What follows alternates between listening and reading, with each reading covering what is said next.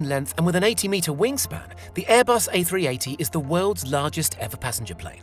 Traveling at speeds of over 700 miles per hour, this jumbo jet can transport you between countries in utter luxury. But how exactly is life inside an A380? Global giant British Airways runs a fleet of these feats of engineering, setting the standard for economy comfort in the industry.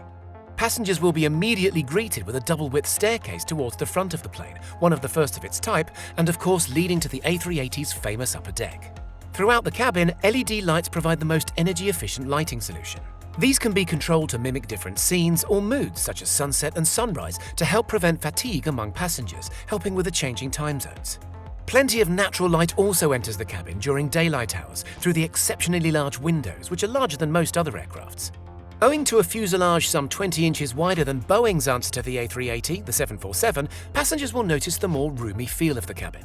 And because, on the main deck, the fuselage is still curving outwards, exterior seats benefit from extended shoulder width, perfect for those flying next to a stranger in that oh-so-awkward middle seat. Economy class, or World Traveller as British Airways likes to put it, has enough space for 299 passengers. Each and every seat, even for flyers with the cheapest of tickets, features a USB charging port to keep smartphones and tablets charged on those longer-haul flights, while a further 170 seats are split between the remaining classes, including 97 reserved for business class. Known in BA terminology as club class, these seats are split between the lower and upper decks. Interestingly, the upper deck is wider again, at 70 inches more than a 747's upper deck, helping to create a truly airy and spacious ambience. Up here, 55 World Traveller Plus seats make use of the extra space, as well as a larger screen and 2 USB ports. To you and I, this is premium economy. Because this area is above the midway point, the fuselage begins to curve back, tapering inwards as it goes up, and rather than cutting off that all-important headroom, British Airways moved the seats inwards, which in turn made room for seat-level lockers, perfect for storing things like laptops and handbags. Economy is called just that for a reason. Airliners fit as many people on as is reasonably possible in order to sell more tickets, making more profit for the company. But if you're looking for something a little bit more special, Emirates has got you covered. If you're heading on a once-in-a-lifetime trip, maybe the premium economy area is more up your street. When it comes to Emirates, all seats, apart from economy, are finished in a luxurious cream-coloured quilted design leather. In fact, premium economy seats even boast retractable leg rests that emerge from under the seat to help passengers fall asleep more easily. In fact, a general cream and polished wood theme continues throughout the entire cabin, striking the perfect balance between luxury and opulence, and a clean and open design language. Electric window shades make blocking out unwanted light a breeze. Spend a few hundred more though, and you're in for a treat. A waterfall sits at the top of the staircase, recessed into the wall like a piece of modern art. Yes, you heard that right, a waterfall with real flowing water on board an aeroplane flying at 40,000 feet. But what if you really wanted to push the boat out? What if you really wanted to push the plane out? What if you had $30,000 to spend on a round trip from New York City to Abu Dhabi? Or make that $40,000 for a couple? It's time to disembark from your Emirates flight and join forces with Etihad Airways. The whole experience starts off at home or a hotel. From here, your personal Etihad chauffeur will transport you to the airport in a luxury limousine, something like a Mercedes S-Class. A private concierge guides you past the check-in desks and straight to your private lounge, because of course, they've already managed everything for you, including the check-in service. The first meal included in the package will be enjoyed in this private area, a multi-course meal selected especially for you according to your personal preferences.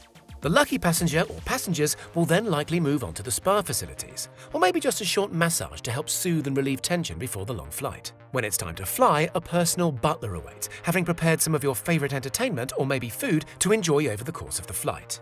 The onboard cabin, called the residence, consists of 3 rooms for the exclusive use of top-paying guests. The lounge is where they are likely to rest, watch some television and enjoy food from a customized menu, devised by a personal chef, and again made up of many courses. Unlimited free Wi-Fi can be enjoyed from here too. Or maybe a short kit may help the time pass. At the end of a small corridor lies a full-size double bed and a second television. As the flight draws to an end, just before breakfast is the perfect opportunity to take a warm shower in your very own private bathroom area with complimentary Acqua di Parma toiletries. Yes, even more crazy than a waterfall on a plane is a full-sized shower. It's a real shame then that the flight isn't longer, as there are so many facilities on board to explore and so many opportunities to enjoy good food and drink. Helping to create this exceptional level of service for all passengers is a team of 22 cabin crew, who, on long-haul flights, work in rotation so that they can have rest just like you and I. Beneath the main deck, in a secret underground world, there is a living area for cabin crew. By no means is it as large or luxurious as upstairs, but a selection of bunk beds at least provides some sort of privacy and rest. Headspace is pretty limited, with taller crew needing to duck just to fit through the tight squeezes. Bunks can be 2 or even 3 high, similar to a capsule-style hotel found in many Asian countries. More spacious maybe are the living quarters for the pilot and his or her team. A standalone room just off the main cockpit, they can enjoy more headspace and larger beds. They too can enjoy the in-flight entertainment just like the other passengers. Pilots of the A380 really do deserve that rest too. They must all be trained on ground handling specific to the A380 just thanks to its sheer size. An 80-meter wingspan makes taxiing a bit of an undertaking, but to help the pilot, 2 cameras can be employed. While we enjoy looking through the cameras as a matter of fun, the pilots rely on the ground-facing camera to locate the nose wheel and keep it on track with the guiding lines, and the tail-mounted camera to keep an eye on the hive of activity that's always going on at an airport. Pilots are also trained to safely fly the beast in the air, which can weigh a maximum of around 570 tons at takeoff. Each 40-meter wing weighs 40 tons, the same as 20 large family cars, and can hold a total of 250 tons of fuel. In comparison, your average family hatchback holds around 0.06 tons of fuel. However, a unique wing design allows the plane to approach at much lower speeds than something like a 747-400. The lower engine speeds mean an overall quieter experience for the passengers inside as well as the residents unfortunate or fortunate enough to live near an airfield. The landing gear consists of 22 ginormous wheels which can only support 390 tons upon landing, which means the plane must burn through at least 180 tons of that fuel in order to make a safe landing. The multiple classes of luxury are all thanks to the size of the A380, Airbus's answer to growing numbers of traffic in and around airports.